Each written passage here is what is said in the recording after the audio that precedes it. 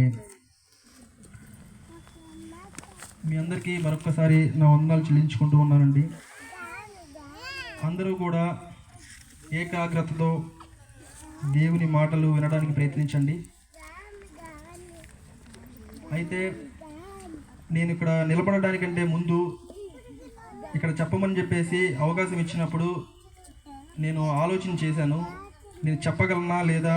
నాకైతే నిజానికి అందరి ముందు నుంచుని చెప్పడం అంటే ఇష్టం లేదు. నా సొంతగా అయితే ఎప్పుడూ కూడా నేను నలుగురిలో ఉన్న వ్యక్తిని కాదు. నేను నిజానికి చాలా ఎప్పుడు కూడా ఒక్కడే ఎక్కువ మందితో కలిసిన వ్యక్తిని కాదు.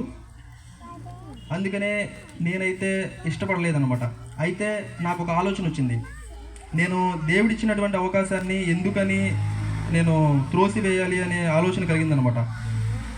అంటే దేవుని మాటని త్రోసివేసేయడానికి నేను ఏ పాటి వాడను అనే ఆలోచన కలిగిందనమాట. అంటే దేవుడు ఇచ్చాడు కదా నాకు ఈ అవకాశము, ఎందుకని నేను వృధా చేయాలి, ఆయన ఇచ్చినటువంటి మాటని నేను ఎందుకని నో చెప్పాలి అనే ఆలోచన వచ్చింది. అందుకని నేను నో చెప్పలేదు, ఆయన మాటకి ఓకే చెప్పాను. అయితే నా సొంత ఆలోచన అయితే కనుక, అంటే నా స్వబుద్ధిని ఆధారం చేసుకుంటే కనుక నేను ఈ రోజున ఇక్కడ ఉండేవాడిని కాదు.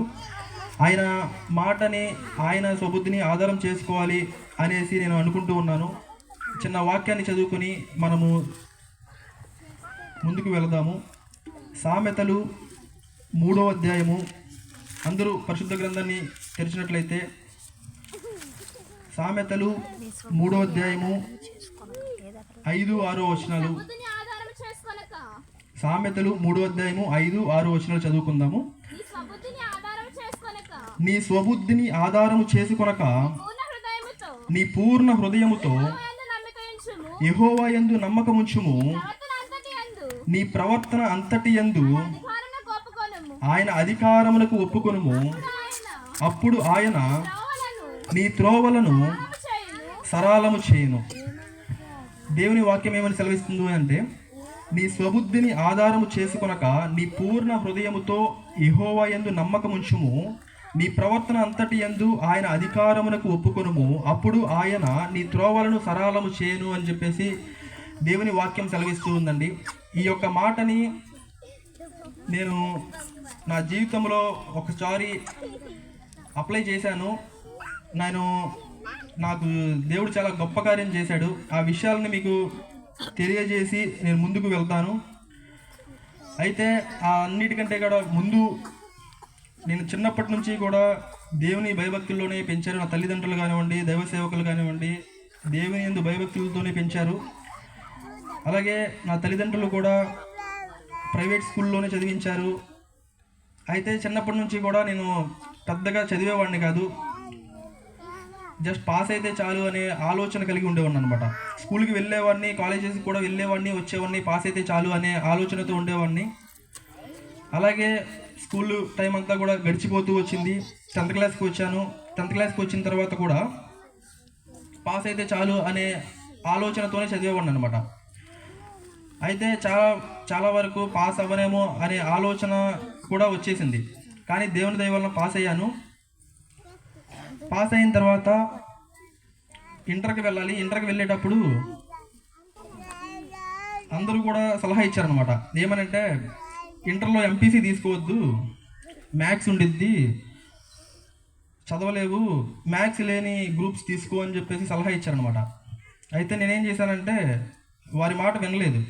లేదు, నేను మ్యాథ్సే తీసుకుంటాను, ఎంపీసీనే తీసుకుంటాను అనేసి ఎంపీసీనే తీసుకున్నాను. తీసుకున్న తర్వాత ఫస్ట్ ఇయర్ మ్యాథ్స్ ఫెయిల్ అయ్యాను అనమాట. ఫెయిల్ అయిన తర్వాత బెటర్మెంట్ ఉంటుంది కదా, అప్పుడు మళ్ళీ పాస్ అయ్యాను. మళ్ళీ జస్ట్ పాస్ అవుతూ వచ్చాను. ఇంటర్ కూడా 2 yearsలోనే కంప్లీట్ చేశాను. తర్వాత డిగ్రీలో కూడా మ్యాథ్స్, స్టాటిస్టిక్స్, కంప్యూటర్స్ ఉన్న సబ్జెక్టే తీసుకున్నాను. మళ్ళీ డిగ్రీ కూడా 3 yearsలోనే కంప్లీట్ చేశాను, జస్ట్ పాస్తోనే. డిగ్రీ అయిపోయింది. 1 సంవత్సరం ఖాళీగానే ఉన్నాను. తర్వాత కరోనా వేవ్ ఆ టైంలో వచ్చింది. ఆ టైంలో ఇంజనీరింగ్ కాలేజీలో జస్ట్ సపోర్ట్గా జాయిన్ అయ్యాను అనమాట. సపోర్ట్గా అంటే అసిస్టెంట్గా జాయిన్ అయ్యాను. అలాగే ప్రతి సండే కూడా చర్చికి వెళ్తూ ఉన్నాను. ప్రతి సండే కూడా కీర్తనలు మనం చదువుతూ ఉంటాం కదా, ఒక కీర్తనని, ఆ కీర్తనని చదువుతూ ఉన్నాను. అలాగే కాలేజీలో కూడా జాయిన్ అయ్యాను అనమాట, అసిస్టెంట్గా జాయిన్ అయ్యాను. జాయిన్ అయిన తర్వాత ఒక ప్రొఫెసర్, మ్యాథమెటిక్స్ ప్రొఫెసర్ ఒక సలహా ఇచ్చారనమాట. ఏమనంటే, నువ్వు ఎంఎస్సి మ్యాథ్స్ చెయ్యి అనేసి సలహా ఇచ్చారనమాట.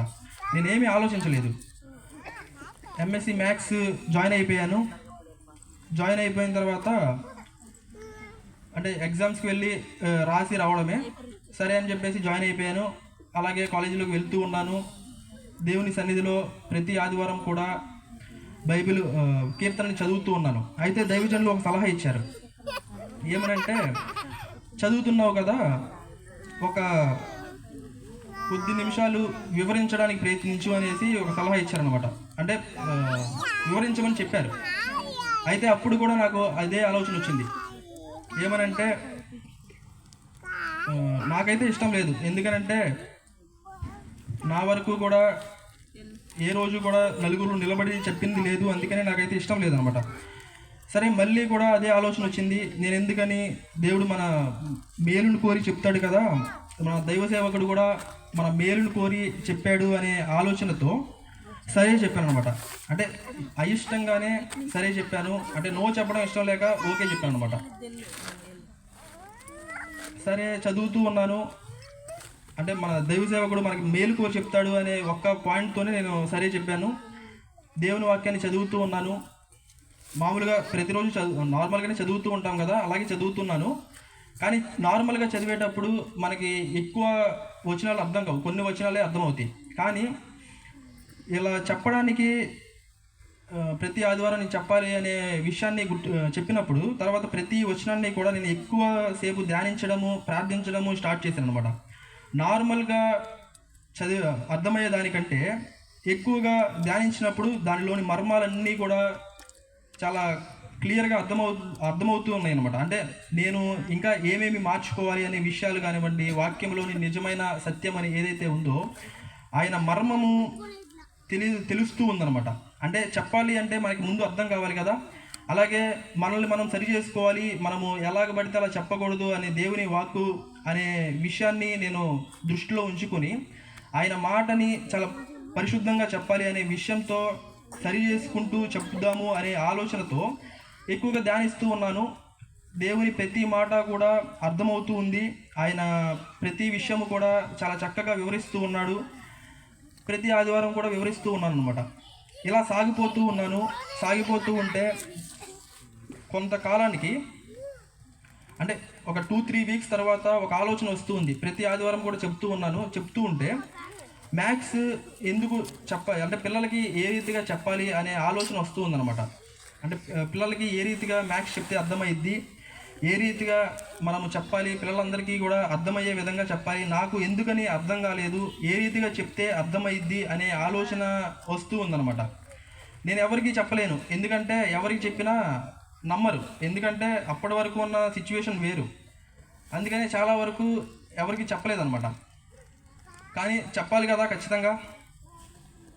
కొంతకాలానికి ఇలాగే ప్రతి ఆదివారం కూడా ఇదే ఆలోచన, ఈ రీతిగా మనము బోర్డు మీద ఇలాగ చెప్తే పిల్లలకి అర్థమైద్ది, అర్థం కాని వాళ్ళకి మనము సపరేట్ కేర్ తీసుకుని చెప్పాలి, ఇలా చెప్తే నీట్గా అర్థమవుతుంది, కొంత సమయం మనము తీసుకుందాము, కేటాయించాలి అనే ఆలోచన వస్తూ ఉంది. ప్రతి ఆలోచనను నేను వింటూ ఉన్నాను, కానీ ఎవరికి చెప్పలేము. ఎందుకంటే ఎవరికి చెప్పినా సరే ముందు నమ్మరు. ఎందుకంటే నిన్ను ఒక్కసారి చూడు అనే ఆలోచన, అంటే అప్పటి వరకు ఉన్నటువంటి పరిస్థితి ఏమిటి అంటే మనం ఏ రోజు కూడా సరిగ్గా చదివింది కాదు. సరే, ప్రతి ఆదివారం కూడా ఆలోచన వస్తూ ఉంది అని చెప్పేసి నేను ప్రార్థించడం మొదలుపెట్టిన తర్వాత ఎంఎస్సి అయిపోయిన తర్వాత కాలేజీలో మ్యాథ్స్ చెప్తాను అన్నాను. చాలామంది ప్రొఫెసర్స్ ఏమన్నారంటే, ఏం చెప్తావు నువ్వు, 1 2 3 చెప్తావా అనేసి చెప్పిన వాళ్ళు ఉన్నారు. ఎందుకనంటే అప్పటి వరకు కూడా వాళ్ళతోనే పాటే ఉన్నాను, వాళ్ళకి నమ్మకం కలగలేదు. కొంతమంది అయితే ఒక టాపిక్ని చెప్పు, ఈ సంవత్సరం తర్వాత చూద్దాము అనేసి అన్నారు. చాలా కొద్ది మందే నాకు వెన్నుతట్టి ముందుకు నడిపించారు. అంటే నన్ను నమ్మింది అయితే చాలా తక్కువ మంది, వేళ్ళ మీద లెక్కేసుకోవచ్చు. అయితే దేవుని యొక్క ఆలోచన వేరుగా ఉంది. ఆయన ఆలోచన ఎలా ఉంది అంటే, నాకు ఎంతమంది డౌట్ ఉన్నా సరే నాకైతే డౌట్ లేదు, నేను ఖచ్చితంగా చెప్పగలను అనే ఆలోచనే నాకు ఉంది. అలాగే దేవునికి ప్రార్థించాను. ఎంఎస్సీ అయిన వెంటనే అవకాశం వచ్చింది. మ్యాథ్స్ ఇంజనీరింగ్ వాళ్ళకి మ్యాథ్స్ చెప్పడం స్టార్ట్ చేశాను. M1 చెప్పాను. అయితే నాతో పాటు మ్యాథ్స్ ప్రొఫెసర్స్ ఉంటారు కదా, వాళ్ళందరూ కూడా ఇంకొక ఇద్దరు ఉన్నారు. వాళ్ళు 20 years ఎక్స్పీరియన్స్ వాళ్ళు, ఇంకొకరు 10 years ఎక్స్పీరియన్స్ వాళ్ళు. వాళ్ళతో పాటు నేను కూడా ఒక సెక్షన్కి M1 చెప్పాను. అయితే దేవుడు చేసిన గొప్ప కార్యం ఏంటంటే, వాళ్ళతో పాటుగా నాకు కూడా రిజల్ట్ వచ్చింది. అంటే సేమ్ టు సేమ్ వాళ్ళకంటే ఏమాత్రం కూడా తక్కువ రాలేదు. ఆయన చేసిన గొప్ప కార్యానికి తర్వాత అందరూ కూడా నాదే గొప్పతనం అనేసి అనుకుంటూ ఉన్నారనమాట. వాళ్ళకి గతం తెలియదు, నిజానికి నేను ఏమై ఉన్నానో వాళ్ళకి తెలియదు. వారందరూ కూడా తర్వాత నాదే గొప్ప అనుకునే చెప్తూ ఉండేవాళ్ళు అనమాట. పిల్లలందరూ కూడా నాకు అర్థమవుతుంది మీరు చెప్తూ ఉండేవాళ్ళు. ఫీడ్బ్యాక్లు కూడా పాజిటివ్గానే వచ్చేవి. అందరూ కూడా గొప్ప చేయడం మొదలుపెట్టారు. అయితే నేను వారి మాటలు నమ్మేవాడిని కాదు. అంటే దేవుడు చేసిన గొప్ప కార్యము, ఈ ఘనత అన్నీ కూడా దేవునికే చెందాలి అనేసి అనుకునేవాడిని. వాళ్ళు ఎప్పుడు కూడా వాళ్ళు పొగిడినప్పటికీ కూడా నేను దేవునికే ఘనతని ఇచ్చేవాడిగా ఉంటాను. అంటే ఆయనే నాకు ఇచ్చాడు అనే విషయాన్ని అయితే ఎప్పుడు మర్చిపోలేదన్నమాట. ఎందుకనంటే ప్రతిరోజు కూడా ఎప్పుడు ఎవరు బాగా చెప్పావన్నా సరే దేవునికే కృతజ్ఞతలు చెప్పేవాడిని. ఎందుకనంటే నేను చిన్నప్పటి నుంచి నేను ఎకడమిక్స్లో వీక్ అని నాకు తెలుసు. ఏ రోజు కూడా మర్చిపోలేదు. ఎందుకంటే ప్రతిరోజు కూడా ఎవరో ఒకళ్ళు గుర్తు చేస్తూనే ఉంటారు, నువ్వేనా చెప్పింది, నువ్వేనా అనేసి. చిన్నప్పటి నుంచి ఫ్రెండ్స్ కనిపిస్తూనే ఉంటారు, ఎవరో ఒకళ్ళు అడుగుతూనే ఉంటారు ఏం చేస్తున్నావు అనేసి. ఇలా ప్రొఫెసర్ అయ్యాను అంటే వాళ్ళెవ్వరూ కూడా నమ్మరనమాట. నువ్వెలా అయ్యావు అనేసి గుర్తు చేస్తూనే ఉంటారనమాట. అంటే మర్చిపోయే ఛాన్స్ లేదు, ఇంకా మర్చిపోలేదన్నమాట. అయితే ఇవన్నీ కూడా ఎందుకు చెప్తున్నాను అంటే, మనము వాక్యాన్ని చదువుకున్నాం కదా, మరొక్కసారి చదువుకుందాము. 5వ వచనము, నీ స్వబుద్ధిని ఆధారం చేసుకొనక నీ పూర్ణ హృదయముతో యెహోవా యందు నమ్మకముంచుము, నీ ప్రవర్తన అంతటి యందు ఆయన అధికారమునకు ఒప్పుకొనుము, అప్పుడు ఆయన నీ త్రోవలను సరళము చేయును. అయితే నేనేం చేశానంటే, దేవుడు నా మేలు కోరి చెప్పాడు కదా అని చెప్పేసి ఒక్క మాటకి నేను తల వంచానండి. దేవుని సన్నిధిలో కొన్ని మాటలు వివరించడానికి నేను తల వంచాను. తల వంచిన తర్వాత అంటే నా స్వబుద్ధిని ఆధారం చేసుకోలేదు. నా స్వబుద్ధి ఏమిటి అంటే, ఆ రోజున చెప్పకూడదు అంటే నేను నిలబడడానికి నాకు ఇష్టం లేదనమాట. నా స్వబుద్ధిని నేను ఆధారం చేసుకోలేదు. ఆయన మాటకి ఒక్కసారి తల వంచిన తర్వాత ఆయన చేసిన కార్యం అయితే ఎప్పటికీ కూడా మర్చిపోలేను అనమాట. ఎందుకంటే ఎవరికి కూడా హోప్ లేదు. నేను మ్యాథ్స్ చెప్తాను అని ఫస్ట్ చెప్పినప్పుడు ఎవరూ నమ్మలేదనమాట. కొన్నిసార్లు నాకే డౌట్ వచ్చేది, నేనైనా ఇలా మాట్లాడుతుంది అనేసి. క్లాస్ చెప్పేసిన తర్వాత కూడా వాళ్ళు బాగా చెప్పారు, మాకు అర్థమైంది అని చెప్పిన తర్వాత కూడా కొన్నిసార్లు డౌట్ వచ్చేది, నేనేనా అని చెప్పేసి. ఎందుకంటే ఫ్రెండ్స్ ప్రతిసారి ఎవరో ఒకరు కలుస్తూ ఉండేవాళ్ళు, ఎప్పటికప్పుడు కూడా గుర్తు చేస్తూనే ఉండేవాళ్ళు అనమాట.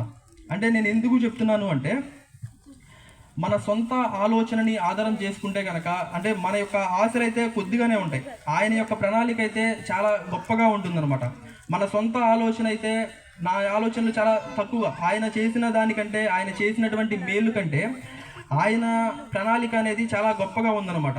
నేను ప్లాన్ గీసుకున్న నా ప్లాన్ కంటే ఆయన ప్లాన్ అనేది చాలా గొప్పగా ఉందన్నమాట. ఎప్పుడూ కూడా మన పట్ల ఆయన ప్రణాళిక అనేది చాలా గొప్పగానే ఉంటుంది. కానీ మనం ఎప్పుడు కూడా ఆయన మాటకి వినమన్నమాట. అంటే ఆయన మాటకి మన స్వబుద్ధిని మాత్రమే ఆధారం చేసుకుంటాము. మన ఆలోచన మనం ఒక బోర్డర్ గీసుకుని ఆ బోర్డర్లోనే మనం ఉంటామన్నమాట. అంటే మనకి ఈ కోరిక ఉంది, ఈ కోరికని తీర్చయ్యా, ఇది తీర్చితే చాలు అనే ఆలోచన కలిగి ఉంటాము. కానీ ఆయన ప్రణాళిక ఎలా ఉంటుంది అంటే, మన ఊహకి అందనటువంటి ప్రణాళికలు మన పట్ల ఆయన కలిగి ఉన్నాడు. ఎందుకనంటే మన తల్లిదండ్రులే మనల్ని గొప్పవారిగా చూడాలని ఆశిస్తూ ఉంటారు. కానీ మనల్ని సృజించినటువంటి మన తండ్రి ఇంకా మన పట్ల ఆయనకు ఉన్నటువంటి ప్రణాళిక చాలా గొప్పది. ఆ విషయాన్ని నేను ఈ మొత్తము కూడా ఫేస్ చేసిన తర్వాత తెలుసుకున్నాను అనమాట. మనము చూస్తూ ఉంటాం కదా, ఆయన మన సొంత ఆలోచన అయితే కనుక ఏమీ రాదు. మనము ఎగ్జాంపుల్ చూడాలి అంటే దావీదుని చూస్తాము. దావీదు గొల్యాతుని జయించడానికి వెళ్ళినప్పుడు తన అన్నలందరూ కూడా చాలా వీరులు అనమాట. ఆ యుద్ధ వీరులందరూ ఉన్నారు, కానీ ఆ యుద్ధ వీరులందరినీ కూడా కాదనుకుని దేవుడు దావీదునే ఎన్నుకున్నాడు. దావీదుకి చెప్పినప్పుడు దావీదు ఏమాత్రము కూడా భయపడలేదు, అతని ఎత్తుని చూచి భయపడలేదు, అతను ఉన్నటువంటి నేను చిన్నవాడిగా ఉన్నాను అనే విషయాన్ని కూడా అతను గుర్తుంచుకోలేదండి. దేవుడు నాకు సహాయం చేస్తాడు, ఆయన చెప్పింది నేను చేయాలి అనే విషయాన్ని గుర్తుంచుకున్నాడు. ఆయన ప్రణాళిక ప్రకారంగా అతను గొలియాతుని జయించడానికి వెళ్ళినప్పుడు దేవుడు అంటే ఆయన చెప్పింది చేస్తే, ఆయన చెప్పిన ప్లాన్ ప్రకారం మనం వెళ్తే కనుక ఆయన మనకి సహాయం చేస్తాడనమాట. గొలియాతుని జయించడానికి దావీదుకి ఏ రీతిగా అయితే సహాయం చేశాడో, మనము ఆయన ప్రణాళిక ప్రకారం ముందుకు వెళ్తే కనుక ఆయన ప్రతి విషయంలో కూడా మనకి సహాయం చేస్తాడు. మనం ముందుకి ఆయన మన సొంత ఆలోచన కాకుండా దేవుడు మనకి ఆలోచన కలుగు చేస్తూ ఉంటాడు. చాలామందికి రక్షణ తీసుకోమని చెప్పేసి ఆలోచన కలుగు చేస్తాడు. యవనస్తులకైతే జోదం ఆడొద్దు, బెట్టింగ్లకి వెళ్ళొద్దు అనే ఆలోచన కలుగు చేస్తూ ఉంటాడు. చాలామంది యవనస్తులు చూస్తూ ఉన్నాము, మద్యానికి బానిసైపోతూ ఉన్నారు, చెడు అలవాట్లకి బానిసైపోతూ ఉన్నారు. అవన్నీ వద్దు, ఒక మంచి మార్గంలో వెళ్ళండి అనేసి చెబుతూ ఉంటాడు అనమాట. ఆ మాటలన్నిటికీ కూడా మనము అంగీకరించి ఆయన సన్నిధికి నడిస్తే కనుక ఆయన గొప్ప కార్యాలు చేస్తాడండి. నేనేం చెప్తున్నానంటే, మీరందరూ కూడా దేవుని సన్నిధికి రండి, మీరు ఆశీర్వాదాలు పొందుతారు అనేసి చెప్పట్లేదు. నా ఉద్దేశం అది కాదు. దేవుని మాటకి లోబడితే కనుక ఆయన గొప్ప కార్యాలు మన పట్ల చేస్తాడు. ఎలా చేస్తాడు అంటే, ఆయన గొలియాతుని జయించేయవచ్చు, దావీదు లేకుండానే ఇజ్రాయేల్ పక్షాన గొప్ప కార్యం చేసేయవచ్చు, కానీ ఆయన చేయలేదు. ఎందుకనంటే మనము ఆయన యందు నమ్మిక ఉంచాలి. మొదటిగా ఆయన చెప్పినది మనము చేయాలన్నమాట. ఆయన గొప్ప కార్యం చేయడము చాలా సులువైన పనే, కానీ మనము ఆయన యందు నమ్మిక ఉంచి ఆయన చెప్పినది మనం చేస్తే గనక మనము గొప్ప కార్యాలని పొందుకుంటాము. ఆయన సన్నిధికి వస్తే మనము ఆశీర్వాదం పొందుకుంటాము అంటే కాదండి. అలా ఎవరైనా చెప్పినా కానీ నమ్మవద్దు. మనము ఆయన సన్నిధికి వచ్చి ఆయన నమ్మకంగా, అంటే మన స్వబుద్ధిని ఆధారం చేసుకోకుండా దేవునిని మాత్రమే ఆధారం చేసుకుంటే కనుక గొప్ప కార్యాలని మనం చూస్తాము. ఎందుకనంటే ఆయన మన పట్ల గొప్ప ప్రణాళిక కలిగి ఉన్నాడు. ఎవరికైతే ఈ యొక్క ప్రణాళిక మీకు కూడా కలుగుతూ ఉంటుంది కదా, ఎవరికైనా సరే రక్షణ పొందుకోవాలి అని ప్రణాళిక కలుగుతుంది, వాయిదాలు వేస్తూ ఉంటారు. ఇలాగే చాలా ప్రణాళికలు, దేవుడి ప్రణాళికలని కూడా అన్నింటినీ కూడా త్రోసివేస్తూ ఉంటాము. అలా త్రోసివేసిన ప్రతిసారి కూడా అంటే ఆయన అనుకున్నటువంటి ప్రణాళిక అన్నీ కూడా డిలే అవుతూ ఉంటుందన్నమాట. ఎప్పుడైతే మనము ఆయన చెప్పినది మనం చేస్తే కనుక, ఆయన ప్రణాళిక చొప్పున మనం నడిస్తే కనుక, దావీదు ఎలాగైతే గొలియాతుని చంపాడో, అంటే గొలియాతుని చంపమన్నప్పుడు దావీదు కూడా ఇప్పుడు కాదులయ్యా, నేను ఇంకో సంవత్సరం పెద్ద అయిన తర్వాత చూస్తాను అనే ఆలోచన కలిగి ఉన్నాడు అనుకోండి, ఆయన గొప్ప కార్యాన్ని చూసేవాడా అంటే ఖచ్చితంగా చూసేవాడు కాదు. అంటే మనం ఎప్పుడూ కూడా గొప్ప వాటిని పొందుకోవాలి అంటే గనక మనం ఏం చేయాలి అంటే, ఆయన ఏదైతే ప్రణాళిక మన పట్ల కలిగి ఉన్నాడో దానికి ముందుకు సాగిపోవాలన్నమాట. మనము ఆలోచన చేశాము, నిర్లక్ష్యం చేశాము అంటే కనుక, అంటే తర్వాత చేద్దాంలే, తర్వాత చూద్దాంలే అనేసి దేవుని మాటని మనం త్రోసివేసామనుకోండి, దేవుని వాక్కు మనకి తెలియజేస్తూ ఉంటారు.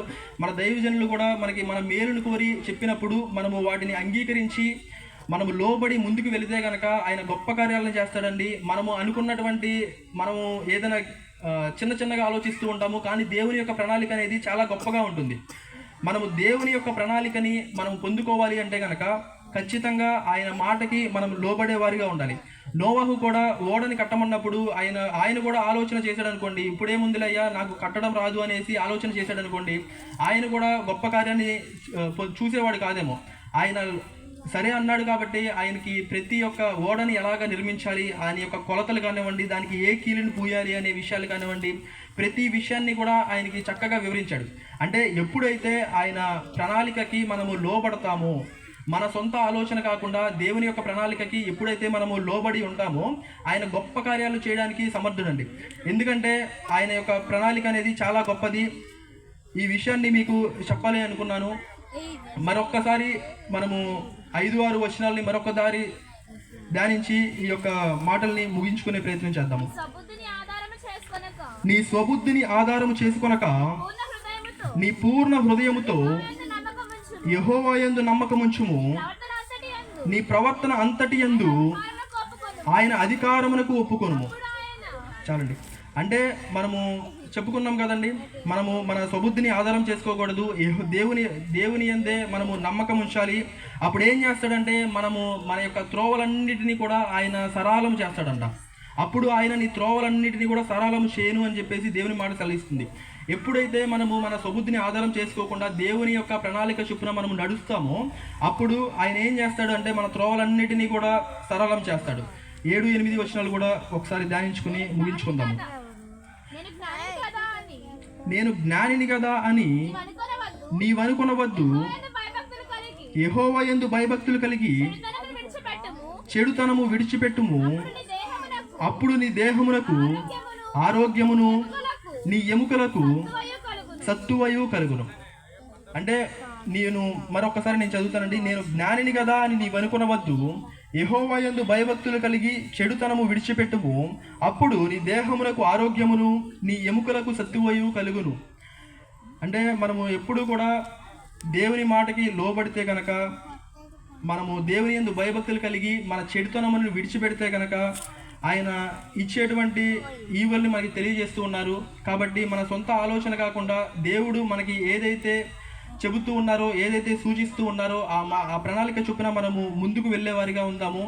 ఆయన మార్గములని కానివ్వండి, ఆయన ప్రణాళికని కానివ్వండి, మనము మొదటి ప్రాధాన్యత ఇస్తే కనుక మనము ఏ రోజు కూడా తలదించుకోమండి.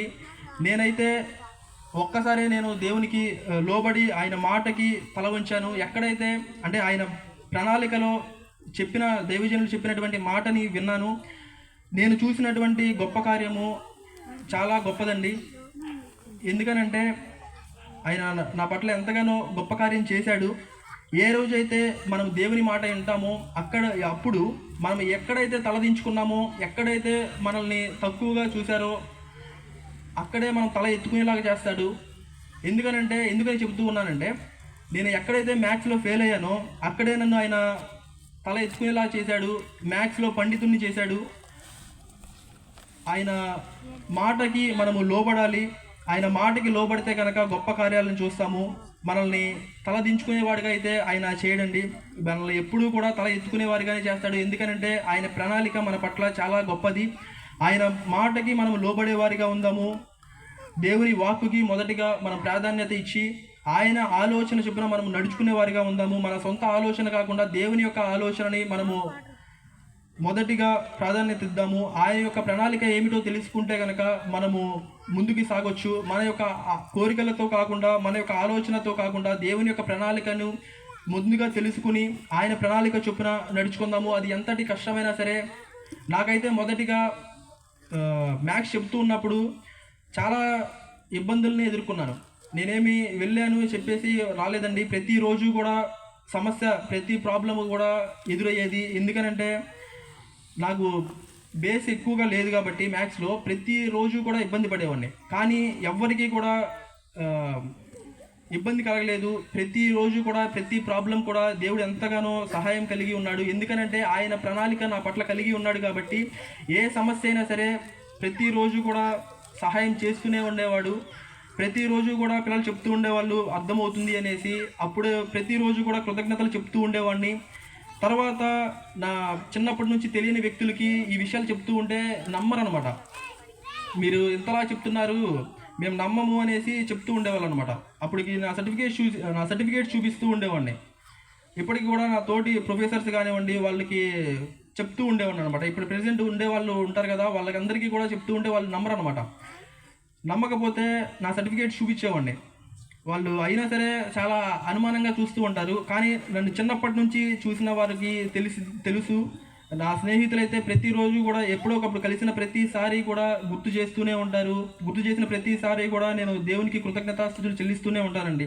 ఎందుకంటే నా గొప్పతనం ఏమీ కాదు. ఆయన మాటకి నా సొంత స్వబుద్ధిని ఆధారం చేసుకుని ఉంటే కనుక నేను ఏమయ్యేవాడినో కూడా నాకు తెలియదు, ఎక్కడే ఉండేవాడిని. కానీ దేవుని యొక్క ప్రణాళికకి ఒక్కసారి తల ఉంచినందుకు ఆయన ఎన్నో గొప్ప కార్యాలు చేశాడు. మీ పట్ల కూడా ఆయన గొప్ప ప్రణాళికని కలిగి ఉన్నాడు. మీరు కూడా దేవుని మాటకి కానివ్వండి ఒక్కసారి తల వంచితే కనుక ఆయన మిమ్మల్ని గొప్పవారిగా తీర్చిదిద్దడానికి ఏమాత్రము కూడా ఆయన వెనకడుగు వేయడండి. ఎందుకంటే ఆయన మనల్ని ఎంతగానో ప్రేమిస్తూ ఉన్నాడు. ప్రతి ఒక్కరిని కూడా ఆయన ప్రేమిస్తూ ఉన్నాడండి. కాబట్టి ఈ కొద్ది మాటల్ని మీరు జ్ఞాపకం ఉంచుకోండి. మరలా కూడా ఈ యొక్క వాక్యాన్ని ధ్యానిస్తూ ఉండండి. మన సొంత ఆలోచన కాకుండా దేవుని ఆలోచన చొప్పునే మనము నడిచేవారిగా ఉందాము. ఈ కొద్ది మాటలు దేవుడు దీవించును గాక.